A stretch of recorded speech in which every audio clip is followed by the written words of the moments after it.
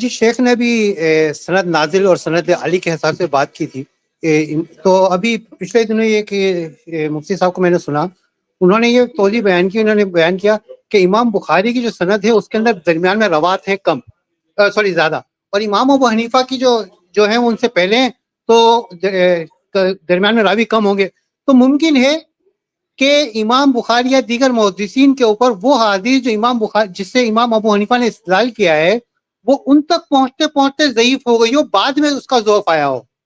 تو شیخ جبکہ ہمارے پاس وہ حدیث موجود ہی نہیں ہے کہ جو امام ابو حنیفہ کے پاس صحیح سند کے ساتھ پہنچی ہو، اس کا خیال نہیں، صرف ایک تخیل کی بنیاد کے اوپر کہ ہو سکتا ہے، ممکن ہے کہ ان کے پاس صحیح سند پہنچی ہو اور بعد میں وہ ضعیف ہو گئی ہو. تو شیخ صاحب یہ کیا کہہ سکتے ہیں اس کے بارے میں؟ دیکھیے مسئلہ یہ ہے کہ یہ بڑا دلچسپ اعتراض ہے. بہت سارے لوگ یہ کہتے ہیں کہ جب حدیث کو آپ تضعیف کر رہے ہو تو وہ ضعیف کہاں ہے؟ ابو حنیفہ رحمہ اللہ کے بعد، یعنی سند میں ابو حنیفہ رحمہ اللہ کے دور کے بعد وہ ضعیف آ رہا ہے. تو یہ حدیث ضعیف کب ہوئی ہے؟ امام صاحب کے دور میں حدیث صحیح تھی، امام صاحب کے دور کے بعد وہ حدیث ضعیف ہوئی، یہ کہنا چاہتے ہیں. یہاں پہ سوال یہ ہے کہ یہ لوگ اصل میں یہ نہیں سمجھ پاتے کہ حدیث کی جب تصحیح اور حدیث کا جو حدیث کی چیکنگ ہوتی ہے، تحقیق ہوتی ہے، تو آپ تک، یعنی آپ کا جو سورس ہے وہیں سے نقد ہوتا ہے کہ یہ معاملہ آگے پہنچ رہا ہے کہ نہیں.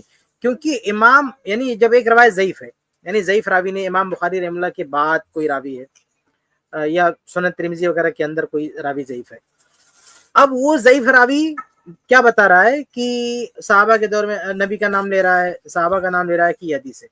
آپ کہہ رہے ہیں کہ یہ دیکھو اتنے دور کے بعد یہ ضعیف راوی آیا ہے. بھائی اتنے دور کے بعد اس سند میں ضعیف راوی آ رہا ہے، یہ ساری انفارمیشن آپ کو دے کون رہا ہے؟ یہ ساری معلومات آپ کو کون دے رہا ہے؟ یہ آپ کو کیسے پتا چلا کہ یہ روایت امام ابو حنیفہ رحمہ اللہ کے دور میں صحیح تھی؟ یہ کس نے بتایا آپ کو؟ یہ یہی بیان کر رہا نا. یہ ضعیف جب وہ اتھینٹک نہیں ہے، جب وہ قابل اعتماد نہیں ہے، تو اوپر کا جو پورا سلسلہ بتا رہا ہے وہ سلسلہ کہاں ثابت ہوا؟ تو یہ بیوقوف لوگ اس طریقے اعتراض کر دیتے ہیں کہ دیکھو، اور یہ کوئی علمی اعتراض نہیں ہے. دیکھیے جتنی بھی کتابیں آپ دیکھیں گے علماء کی، جو سمجھدار ہیں وہ کبھی بھی اعتراض نہیں کر سکتے، چاہے وہ حنفی کیوں نہ ہو. یہ عام طور سے یہ جو بالکل ہی جاہل قسم کے لوگ ہوتے ہیں، وہ ان کی طرف سے جن کا علم سے ذرہ برابر بھی واسطہ نہیں ہوتا ہے، اصول حدیث چھو کر بھی نہیں گزرا جن کے پاس، وہ اس طرح کا اعتراض کر دیتے ہیں کہ دیکھو ضعف جو آیا ہے وہ بالکل بعد میں آیا ہے، امام صاحب کے دور میں حدیث صحیح تھی. ارے بھائی امام صاحب کے دور میں یہ حدیث تھی، یہ آپ کو بتا کون رہا ہے؟ وہی ضعیف راوی بتا رہا نا. تو جب وہ ضعیف ہے تو اس جو انفارمیشن آپ کو دے رہا ہے، جو سند آپ کو بتا رہا ہے، جب وہ ثابت ہی نہیں ہے تو پھر یہ کیسے طے ہوگا کہ امام ابو حنیفہ رحمہ اللہ کے دور میں یہ روایت موجود تھی؟ آپ وہ سند دیکھ رہے ہیں کہ اللہ کے نبی صلی اللہ علیہ وسلم کا ذکر ہے، پھر صحابی کا ذکر ہے، صحابی کے بعد جو راوی اس کا یہ سب سے کہاں ہے، یہ ضعیف بات میں رہا. بھائی یہ سارا چین یہی کھڑا کر رہا نا ضعیف راوی. یہ سب اسی لیے بہت، ورنہ آپ دیکھیں جو موضوع کذاب راوی ہوتا ہے، موضوع روایت بیان کرتا ہے، وہ کیا کرتا ہے؟ وہ صرف جو ہے یہ تھوڑی اپنے استاد کا نام گڑتا ہے، ارے وہ پورے سند گڑتا ہے، پورا متن گڑتا ہے. وہ یہ بات یاد رکھیں ہمیشہ، جو جھوٹا راوی ہوتا ہے وہ متن بھی بناتا ہے، سند بھی بناتا ہے، وہ دونوں بناتا ہے. وہ تو جب ہم ریجیکٹ کرتے ہیں تو ایسا نہیں کہ صرف متن کو ریجیکٹ کرتے ہیں، متن کو ریجیکٹ کرتے ہیں، اس کی پوری سند کو ریجیکٹ کرتے ہیں کہ اس آدمی نے چونکہ یہ متن اور متن سے جڑی ہوئی یہ سند اس آدمی کی بیان کرتا ہے اور یہ آدمی معتبر نہیں ہے، اس لیے اس کی بیان کردہ سند بھی مردود ہے اور اس سند سے جو جڑی ہے، جو متن جڑا ہے، وہ بھی مردود ہے. تو ہمیشہ یہ نقطہ ذہن میں رکھیں کہ یہ جو حدیث کی تضعیف ہو رہی ہے اس کی بنیاد اسی ضعیف راوی پر ہے. ہاں ایسا کبھی کبھی ہوتا ہے کہ نیچے طبقے میں کوئی ضعیف راوی ہے، لیکن وہ جو متن بیان ہو رہا ہے وہ متن کسی اور سند سے موجود ہے جو بالکل سیف ہے، صحیح ہے، ثابت ہے، تب اس حدیث کو صحیح مانا جاتا ہے، کیونکہ اس کا سمجھیے کہہ لیجیے کہ شاہد موجود ہے. پھر وہ ضعیف سے کوئی فرق نہیں پڑتا، بلکہ وہ کذاب بھی، جھوٹا بھی، تو بھی کوئی فرق نہیں پڑتا، سمجھ رہے؟ تب بھی کوئی فرق نہیں پڑتا، کیونکہ صحیح سند سے دوسرے ذرائع سے وہ روایت ثابت ہو چکی ہے.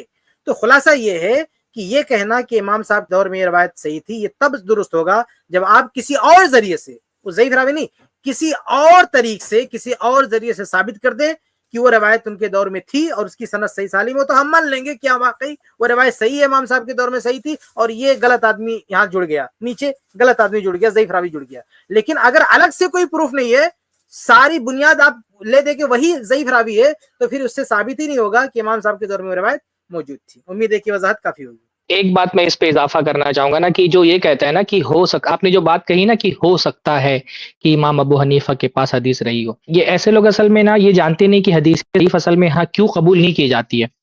بھائی کیا ایسا نہیں ہو سکتا ہے کہ حدیث ضعیف بھی صحیح ہو؟ مثلا مان لیجیے کہ کسی حدیث کو ہم اس لیے ضعیف کہہ رہے ہیں کیونکہ اس کی سند میں ایک راوی ہے جو صحیح الحفظ ہے، اس کا حافظہ کمزور ہے.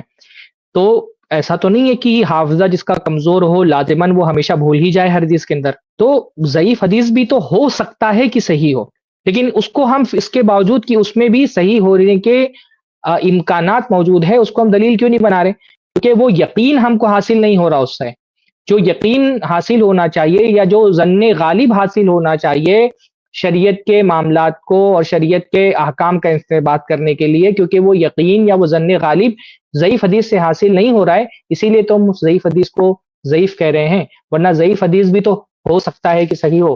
تو ہم بلا شبہ یہ بات ہم مان سکتے ہیں کہ بھائی جو امام حنیفہ نے جو باتیں کہی ہیں ہو سکتا ہے اس معاملے میں ان کے پاس کوئی حدیث ہو، لیکن یہ ہو سکتا ہے دین کے معاملے میں دلیل نہیں بن سکتا ہے نا. یہ ظن مرجو ہے، تو ظن مرجو جو ہے وہ دلیل نہیں بن سکتا ہے. تو آپ جب یہ کہہ دیتے ہیں نا کہ ہو سکتا ہے تو آپ خود اس بات کا ثبوت پیش کر دیتے ہیں کہ بھائی اس کا مطلب یہ دلیل نہیں بن سکتا ہے، کیونکہ یہ محض آپ کا گمان ہے اور دین میں گمان دلیل نہیں بنتا ہے. ایک بات تو یہ ہے.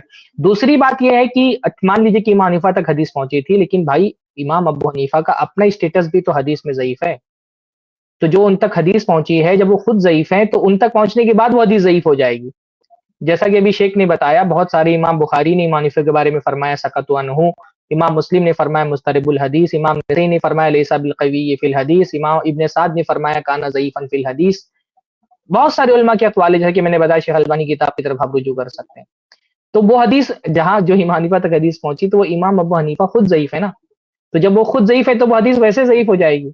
تو یہ دو باتیں میری طرف سے تھی، اگر وہ غلط کا تو یہ جو کفایت شبہ کا ہے، مضمون ہے تو یہ شبہ تو خود منکرین حدیث کا بھی ہے. یعنی یہی شبہ تو سیم منکرین حدیث پیش کرتے ہیں کہ جس روایت کو آپ صحیح کہہ رہے ہیں کیا ہو سکتا ہے واقع میں وہ نہ صحیح ہو، اور جس روایت کو آپ ضعیف کہتے ہیں ہو سکتا ہے واقع میں وہ ضعیف نہ ہو. تو یہ اگر اس طرح کا شبہ لے لیں گے تب تو دین میں جتنی بھی حدیثیں ہیں سب کو جو ہے ملغا کرنا پڑے گا، سب کو جو ہے ختم کرنا پڑے گا کہ اس کو کسی کو ہم تسلیم ہی نہ کریں. اور پھر تعجب کی بات یہ ہے کہ بھئی جو حضرات جو ہے اخبار احاد کو قبول نہیں کرتے ہیں بہت سارے مسائل میں، وہی حضرات جو ہے مسلک بچانے کے لیے پھر یہ کہتے ہیں کہ ہو سکتا ہے ضعیف ہے مگر صحیح رہی ہو. تو یہ یعنی تضاد ہے، ٹکراؤ ہے ان کی باتوں. جزاک اللہ خیر. میرے خیال سے سوال تو بہت اچھے سے واضح ہو گیا ہے. امید کرتا ہوں ابن داؤد بھائی آپ کو جواب ملا ہوگا انشاءاللہ. اوکے، نیکسٹ محمد احسان. اس کلپ کی فل ویڈیو دیکھنے کے لیے ہمارے چینل پر ضرور آئیں. آئی پلس ٹی وی نے ایک نیا یوٹیوب چینل شروع کیا ہے جس کا نام ہے آئی پلس ٹی وی اختلاف کا حل. اس چینل پر صرف اختلافی مسائل پر ویڈیوز آئے گی، لیکن دلائل کے ساتھ اور بھائی چارگی کے ساتھ. آپ کو میں دعوت دیتا ہوں کہ آپ بھی ہمارے اس چینل کو سبسکرائب کریں، ہماری ویڈیوز کو شیئر کریں اور نوٹیفیکیشن آئیکن کو آل سلیکٹ کریں تاکہ آپ کو ہماری ویڈیوز کا نوٹیفیکیشن مل سکے. جزاک اللہ خیر، والسلام علیکم ورحمۃ اللہ.